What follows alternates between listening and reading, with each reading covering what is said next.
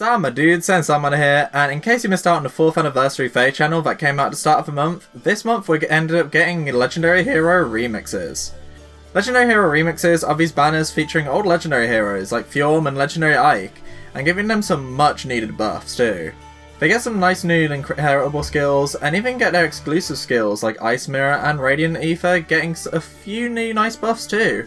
So I figured I'd look at all the Legendary Heroes, aside from Ephraim and Ike of course, that we received during the first year of the game, and Theorycraft how I'd buff them for whenever they receive a hero remix. Now I don't know what usually gets buffed since it's still a very new feature. I didn't want to mess around with the weapons since I figured I'd leave that for the refines, and just gave them all a good inheritable skill and a buff to their exclusive skill, which is what Ike and Ephraim received. So let's kick things off with the first and one of my favourite Legendary Heroes so far, Legendary Gunnthrá. I'm doing this in order, so Gunnthrá was the second ever Legendary Hero to be released. He came out just after Ephraim, but since she's already got a hero remix, I won't be going over her in this video. To start off with, I boosted Fortress Res 3 to Fortress Defense Res 3. I would give her Fortress Res 4 if that was a thing, but who knows, they could release the skill with Gunnthrá, or release it before she gets a remix. Gunnthrá doesn't need the defense boost much since the defense is really low, but it does help her res. Though to be honest, looking at it, if her defense is actually fairly workable, and if you can somehow get max merges and dragon flowers, and get an attack debuff on the enemy. She manages to reach 25 defense without a boon, so Fortress Defense Res 3 and a debuff on her foes, she can effectively reach 37 defense, which is actually pretty damn decent, and makes her a much better tank.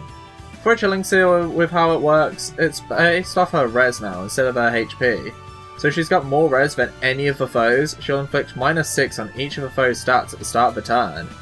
This is great since the more debuffs the foe has, the more damage Gunnthrá can do. So if a foe's got -6 to all of her stats, Gunnthrá's going to be outputting some insane amount of damage against the foe. I think it balances out because without serious investment, Gunnthrā's res isn't fantastic. So it's not like she can instantly debuff every enemy all the time. Maybe it could work based on res, or if her HP is equal or more than 50%, which would be really nice too. What's a nice buff, I think she definitely needs a refine, or maybe even a resplendent before she becomes a real threat in the battlefield, since she's just really outdated in my opinion, and needs a lot of work and investment in order to really whip up a snowstorm against her foes. Skipping the third Legendary Hero since, again, like Ephraim, Ike already got a remix this month, we move on to Ephraim. And to my knowledge, he's considered one of the worst Legendary Heroes there is at the moment. Now, I could be completely spouting bullshit here, but that's just what I remember hearing when seeing people talk about the character. But I think the buff I gave him genuinely makes him really good. First off, I gave him Attack Defense Solo 4. It combos really well with his weapon and makes him more dual phase instead of the enemy phase oriented skill of Sturdy Stance.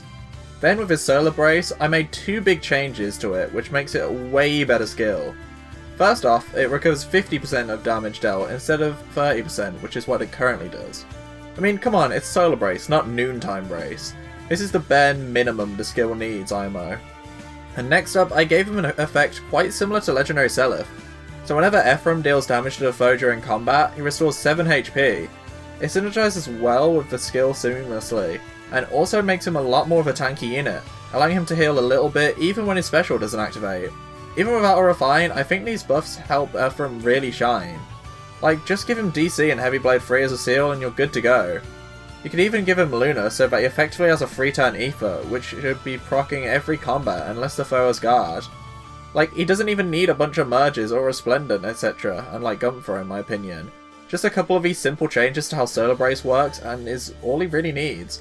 And if he gets any of these things or a refine in the future, then that's even better. Next hero on the list is one I really wish didn't get a Legendary Hero to be honest, since she would have 100% been a Mythic if Mythic heroes were around back then. And that hero is the Fell Vessel, Robin. A few months ago, she got power crept immensely by her Halloween variation, but to be honest, she still has the potential to be better than her still. She may not have the same base stats, but she's a bit easier to merge up, and after a refine and a remix, I think she can defo compete since she's a colourless dragon. It's so easy to upgrade her too. Her Halloween ult got a buffed up version of Dragon Skin called Dragon Scale, so just slap Dragon Scale on her and maybe Dragon Wall 3 too and call it a day. If you really wanted to copy her Halloween ult, you could give her Dragon's Eye instead, but I decided not to. Legendary Robin's a lot faster and has a super boon in res, so I figured she'd benefit more from a skill like Dragon Wall than Dragon's Eye. It's only available on Ceros currently since it's a really new skill. but I'd like to make the skill a tiny bit more accessible to players by giving it to another unit. Like Ephraim, I think she only really needs a simple upgrade. Sure, Halloween Green will still be better than her, and I'd love to see her get a refine in the future, but she's still a great unit with this minor update. So, Legendary Lin's another one like Ephraim, who is extremely outdated. And I know there are plenty of green archers like Shamir, or even other archers like Igreen or Sinon, who are way better than her. Her kit and weapon in general are just really weird and don't synergize well with each other at all. Lin's weapon works as long as there's more allies and foes within a certain radius, whereas her weapon works as long as the foe initiates combat. I'm really hoping she gets a refine, so it works as long as she's within 2 spaces of an ally, but I'm not here to talk refines, I'm here to talk about hero remixes. So to start with, I gave her Joint Drive Speed. I got an upgrade from a Tactic skill to a Joint Drive skill, and it combos well with her weapon, so I thought it was a good idea. We could also give her Deadeye instead too, which would be insane, since currently the only unit that has it on is Shinon. And while I can't see it drop into 4-star rarity anytime soon, it would be nice if I gave it to another unit to make the skill a little bit easier to access. As for Laws of Decay, I essentially made it Shinon's double bow, but it works better with allies instead of away from them.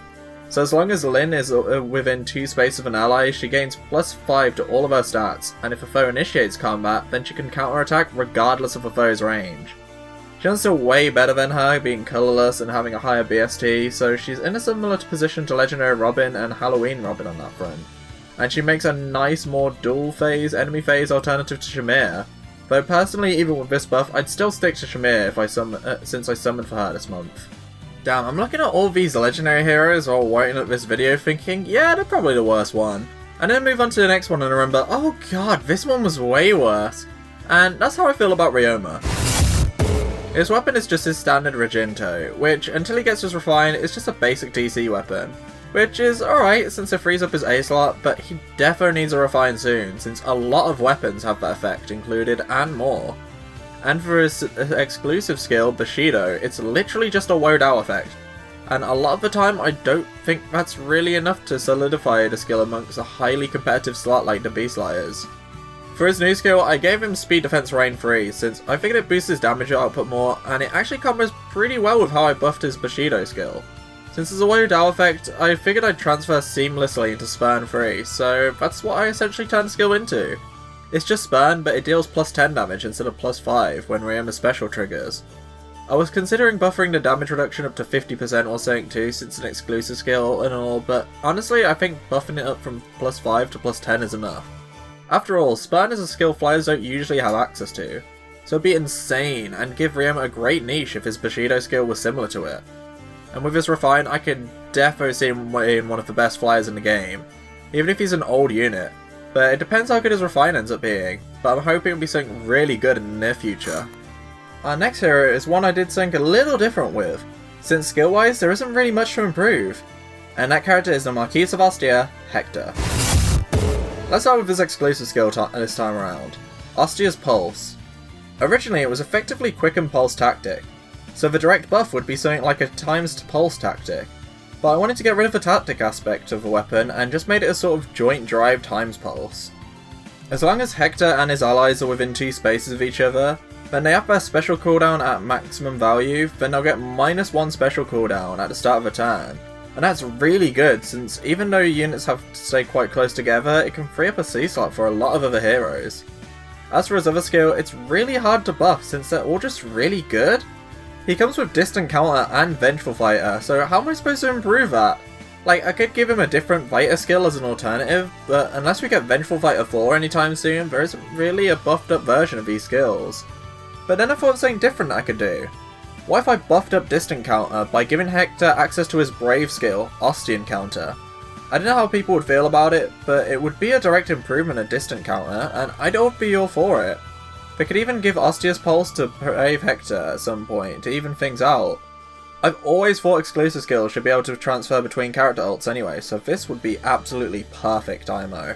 We've still got a fair few more characters to go with, so up next let's go with the glorious archer, Lucina. I figured the most natural skill progression she had here was buffing up Swift Sparrow 2 to Swift Sparrow 3. As for Future Vision 2 variant, I want to keep the basic premise, but it effectively becomes a Spectrum Link skill. boosting Lucina and her ally stats by +6, which is really great since it frees up the B slot and allows you to run something else instead. I was also considering something like a Spectrum Ruse skill, since usually Ruse skills only work with a Rally skill if I remember correctly. So I figured it'd be cool if you could run a Ruse skill and a Link skill at the same time, which is usually impossible. So let me know which one you'd prefer out of the two. I'm sure the Ruse option would definitely be the better option, but I'm not sure if it'd be too good for a Gen 1 unit. So let me know whether you think I should go with a Link skill or a Ruse skill here. Finally moving on to the double digits as I talk about the 10th legendary hero to be released, who is none other than the Hero King himself, Marth. Now the skill I'm giving him doesn't exist in Fae yet, but I definitely think it will soon. And it's a direct buff to a skill already part of his base kit, and that is Attack Speed Unity. He already has Attack Speed Bond 3, so it's a seamless upgrade. They could even introduce the skill with Marth, which would be really cool of them to do. I doubt it's something IS would do, because they could just introduce it on a premium unit who people would want to wail for. As for Binding Shield, I tried to make it more of a dual phase skill, so if Marth's speed's higher than the foe, or if Marth's up against a dragon enemy, then Marth has access to Vantage, which suits him really well since it's his anniversary edition that has the ability built into his weapon with the Rapier effect. They could always boost up Fire Emblem instead of Binding Shield too, so in case we get Fire Emblem 2, I thought I'd talk about its effect. I'm thinking maybe boost it up from 40% to 50% of the unit speed, and buffing up the stat from 4 to 5. Maybe they'll just scrap the Unity buff and give him Binding Blade 2 and Binding Shield 2 and Fire Emblem 2, since he's the face of the series. It'd be nice to see them do. After all, you can always inherit Attack Speed Unity on him separately, but you can't use another unit to boost up Binding Shield and Fire Emblem. From one original Fire Emblem character to another, the next hero that I'll be talking about is the one and only Legendary Tiki. Now, Legendary Tiki really needs a huge buff since she's been power crept immensely by her Fallen version. Fallen Tiki not only has the advantage of being colourless over Legendary Tiki, but her exclusive C skill is immensely better too. Fallen Tiki gains +4 to all stats and can move an extra space as long as she's alone or only adjacent to dragons, whereas Legendary Tiki just beats her own and her allies' defense and resistance, as long as she's adjacent to an ally. It's quite similar to Legendary Roy's exclusive skill, but I believe both could be much better. So instead I made Tiki quite similar to Brave Edelgard. She keeps the original effect and beats her own and her allies by +7, which is already really nice, but I'd argue Fallen Tiki's skill is still the better based on that improvement alone. So that's the department I decided to upgrade it in. Tiki also can move 1 extra space, and even teleports to allies within 2 spaces, just like Brave Edelgard can, as long as she's adjacent to an ally at the start of turn at least.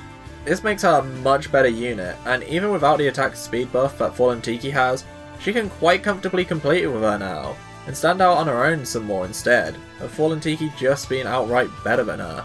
I also gave her Daring Fighter free. I was considering Special Fighter free since that's what I'd prefer to run on her anyway, but Daring Fighter's only ever been available on Christmas Marth, so I'd love for it to be run on another unit. Besides, it stops her from being too similar to her Fallen counterpart, since Fallen Tiki gets Special Fighter in her base kit. Overall, she'd be a great unit with these upgrades. And while I think her weapon could use a little bit of an upgrade with newer units having DC and more, that can always be fixed with a weapon refine later on. But since we're not talking refines today, let's move on to the next hero. I've already talked about Ephraim earlier on in the video, so of course I'm going to be talking about my favourite of the two siblings too. And in case you don't know, she's the Graceful Resolve, Eirika. She's quite similar to Ephraim, being better on her own than with allies, so I decided to give her Attack Speed Solo 4. She's already got Attack Speed Solo 3, so I figured it was a nice direct upgrade to the skill. As for her exclusive skill, it's called Solar Brace. The original skill slowed down her special charge by 1, but in exchange she effectively has Luna in her base kit, meaning you can run Radiant Ether on her by running Soul, or just stack damage specials and make her do some insane damage to the foe. For the buff, I got rid of the special cooldown penalty to start with, but since I figured that wasn't enough, I gave her a similar style upgrade to Ephraim, but more damage based, and it has an activation condition. As long as Eirika isn't adjacent to any allies, then she'll deal +7 true damage per attack, which really suits the skill well and really helps ramp up her damage output even more, so she'll be able to tear down even the most bulky characters in the game. Speaking of bulky characters, the next hero I'll be talking about is quite the bulky boy, and another character who has a sibling I've already talked about in this video. So the penultimate character I'll be talking about is the Icy Blade, Hríd. So this character was interesting to make, since this exclusive skill is extremely similar to Gunnthrás, so it's hard upgrading both while still making them a little different. I was originally thinking I'd just make Freezing Seal work like Pledgy and Dorothea's weapon, but looking at how I made Gunnthrá, I don't think that's enough. So I just gave him the same skill as Gunnthrá and changed the activation condition really. Instead of inflicting -6 to each stat on all foes that have lower res than Hríd, it works based on defense instead, since that's his predominant stat.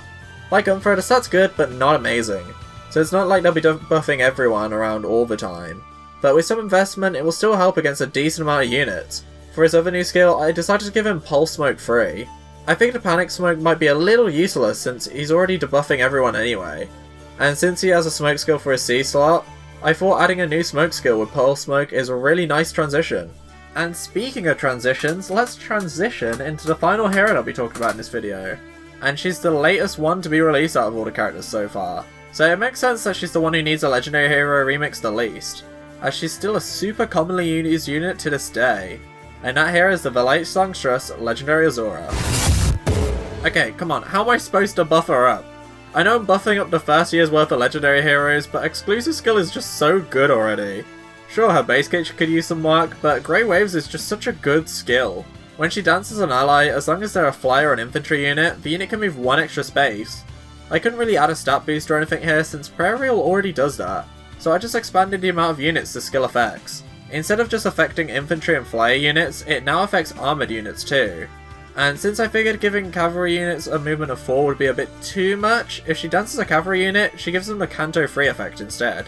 This really helps diversify what units you can run with Legendary Azura, as she doesn't really just help with infantry and flyer units anymore, and you can instead assist any unit in the game with Grey Rays too. I also gave her Hone Attack 4, since Attack Tactic is super outdated, and I wanted to give her something like a Hone buff since it would combo well with her Prayer Wheel. And I figured replacing Attack Tactic with Hone Attack 4 was a good swap.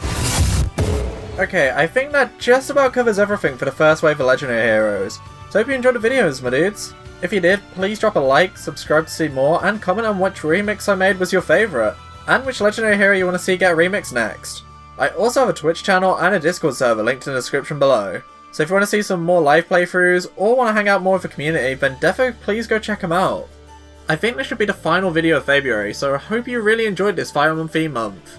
You may have to wait a whole year for the next one, but don't worry, I've still got tons of Fae content planned for the rest of the year, even if there won't be another month themed for it until 2022.